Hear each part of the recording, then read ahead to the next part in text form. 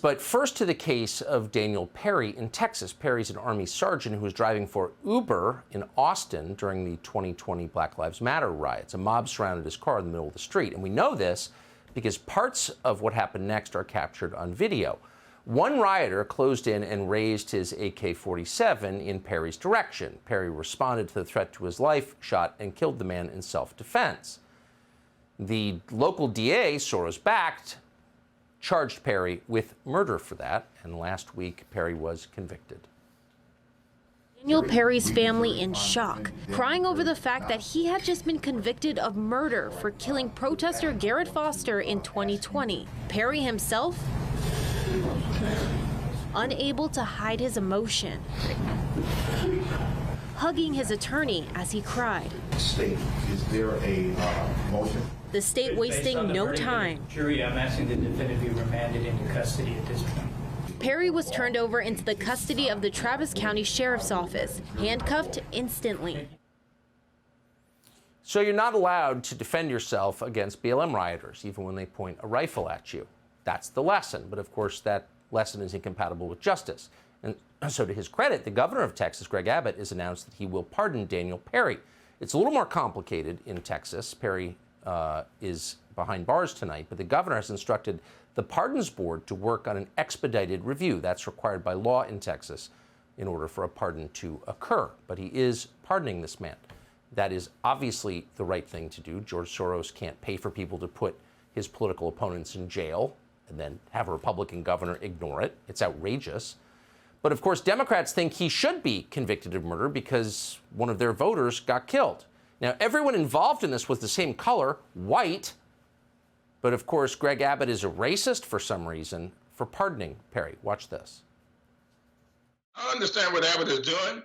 So much of this here, go back to Galveston, Texas, and you're going to find out what happened. Remember, it was in Texas that black folks were kept into slavery over 2 years after they had been freed. This is what we're dealing with in this country. This is why you ended up having a Black Lives Matter protest in the first place. Seemingly, the Republicans do not believe in being hard on crime when it comes to certain folk, right? Seemingly, they only want to be hard on crime when they are poor, when they are black, when they are brown. If Daniel Perry gets pardoned for murder in Texas, it'll really only be because he killed the right kind of person, the person that right-wingers don't care about. That is a Black Lives Matter protester.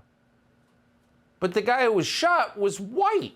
Like, this is insane. And by the way, Congressman Clyburn does not get the credit that he deserves for being completely dishonest, ignoble, and also totally corrupt. He was promoting his daughter for government jobs. So the Texas Pardons Board is now reviewing Daniel Perry's pardon. They're not watching MSNBC, we hope. But we wanted to speak to one of the few people who knows tonight what Daniel Perry is going through, sitting behind bars for defending himself. Kyle Rittenhouse lived that experience. He joins us tonight. Kyle Rittenhouse, thank you so much for coming on. Thank you for having me, Tucker. So here you have a guy, I don't think there's really any debate. The protester who was killed raised a rifle at him, is exactly what happened with you. How do you think Daniel Perry feels tonight sitting in jail? I could only imagine. He's probably sitting there wondering what happened. He defended himself. He knows what he did was right. You have a man with an AK-47 and over 120 rounds of ammo on his person, dressed just for war, as some people might say, with that rifle strapped, the AK-47, raising it towards Daniel Perry, who is in flip-flops and beach shorts, carrying a revolver. And nobody wants to talk about that. Nobody wants to mention that he was armed. I see a lot of reports just saying he fired indiscriminately into a crowd and he drove into a bunch of rioters. They don't want to talk about how he was swarmed, how his car was swarmed with a bunch of rioters trying to attack him. As he was driving for Uber, I mean, the least powerful person in our society, attacked by one of the worst people in our society who's out there rioting. As in your case, you were trying to defend a used car lot and a convicted child molester tried to kill you and they took the convicted child molester's side. Do you see parallels here? Absolutely, and you see the double standard in this case. People aren't talking about the fact of the second person who attacked Daniel Perry.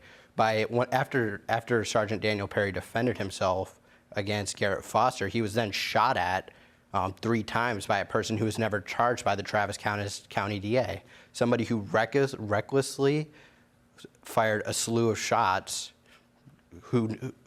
at Daniel Perry's car, and they don't want to talk about that. They don't want to talk about the recklessness of that, and they don't want to charge him. It's a double standard, and it's not okay. He fired 3 shots in the middle of a city, but that's totally fine. Okay. Kyle Rittenhouse, thank you for adding to our knowledge of this story. Appreciate it. Subscribe to the Fox News YouTube channel to catch our nightly opens, stories that are changing the world and changing your life. From Tucker Carlson Tonight.